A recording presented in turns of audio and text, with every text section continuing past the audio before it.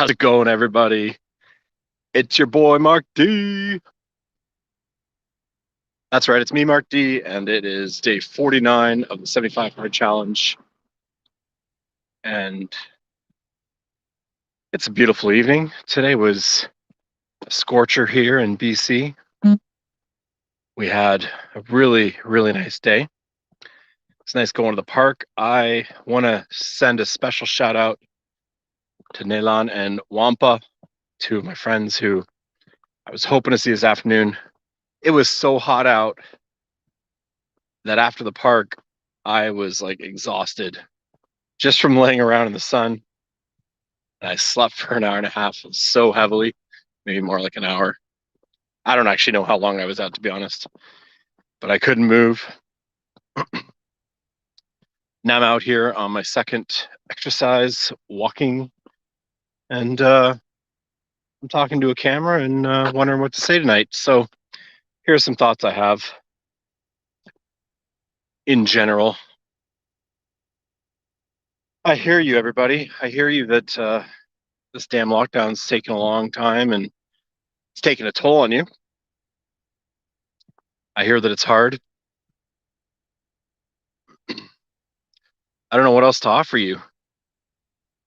Kind of sucks. It's hard to dig deep down every day, and everybody's situation is different, so everyone's dealing with different challenges.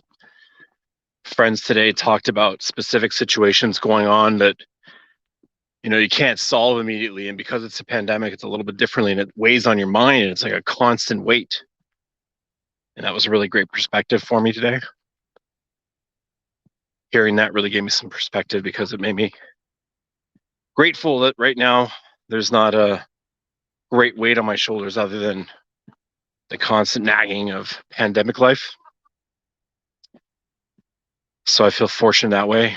My heart goes out to anybody who is dealing with ongoing stuff that is separate of pandemic, but further exacerbated by the pandemic. And I'm wondering if you know someone like that. I had another friend reach out yesterday and they said, "Hey, I've been thinking about you lots and I keep meaning to drop a line. I finally did it. Here it is." Kind of ironically, neither of us had time to talk at that exact moment. And it was like, "Hey, I really appreciate you just sending that text." And, I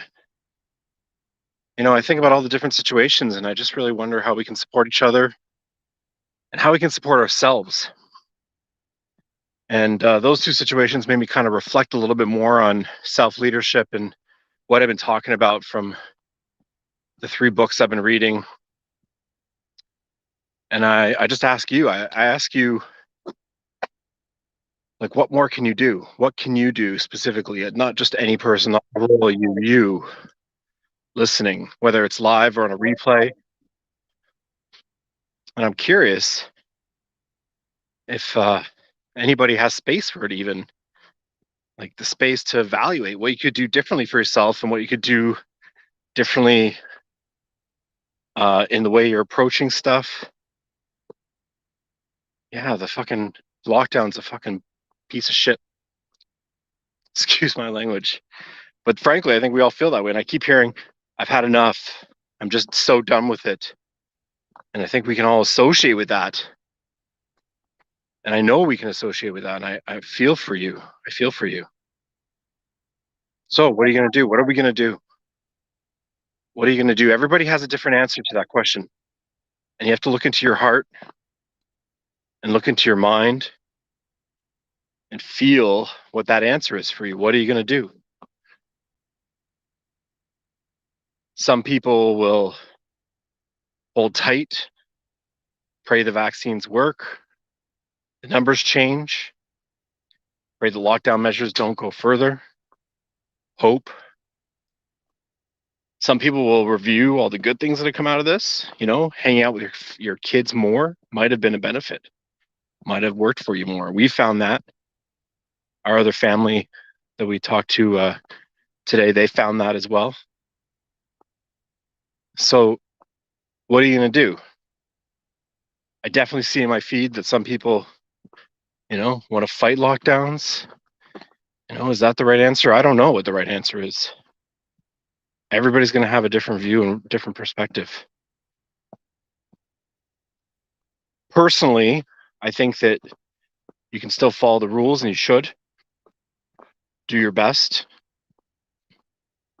A lot of people are defeated by this whole thing because it feels like it's endless and it has endless challenges. And I understand that. For me, it feels a little bit defeated because some of the aspects of it just seem a little weird, like the bubbles, if you and your partner go to work and your kids go to school, I mean, your bubble's really, really big. You're endless bubbles. People at work, at my work, have kids, creating further bubbles. So then, that feels silly. When you think that way, some people say, well, that's why lockdown should be harder. And other people say lockdowns don't work because of that. It just shows the difference in humanity. And, all I'm doing here is talking about differences of thought process. I'm not really suggesting one or the other is the right way to go or the right thing to do. But I would urge you to try to find something new that you haven't done yet. Maybe you feel like you've tried everything. And yeah, I urge you to connect with people. I urge you to connect and reach out with others. I think that's really important. And I think that I really believe that we should be trying our best to reach out to people.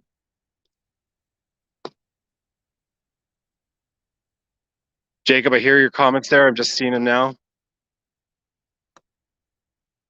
Yeah, well, you're the voice you've voiced is one I've heard often from different people.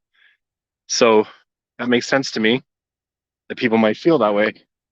Again, I'm not going to say anyone's right or wrong in terms of thought process. I just want to acknowledge that everybody's going to feel different around it. And reaching out is a good reminder. So, little text, even if it says, I don't have time to talk, I love you. Or I'm feeling tapped out, I love you. Sorry, I'm not doing more than this message. That makes a big difference. When you're feeling trapped and closed in, you're back up against the wall. Our psyche doesn't work that way. Our psyche doesn't want to live like that. So that's where that mental drain comes from. We're used to fighting or flighting, evolutionary. But we're in a situation where we don't feel like we could do either. And I wonder what the differences are in the mental drain that might come from this versus if we were in a war. I don't know personally, and I'm not trying to say this is worse than a war. Absolutely not. I would just be curious to see what the long-term effects are. And perhaps some of our friends down south who have people who've been to war and, maybe some older generations, they can share with us where they went mentally, what happened. So, yeah, I don't know. This got a little more serious than I thought it was going to, but I'm thinking about all these things. And what I've personally been doing, and I'm not suggesting that this is how everybody should deal with it, but I've been working on practicing understanding I don't have control over things. And I'm a bit of a control freak. Lauren, I love you. And,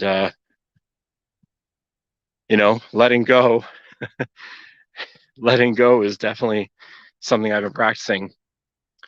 Doesn't necessarily make it better, but there's a certain release mentally that feels like you're not as weighted. Those are just my musings tonight, my thoughts. Throw a conversation in below and be happy to respond. Happy to hear what people's experiences are. And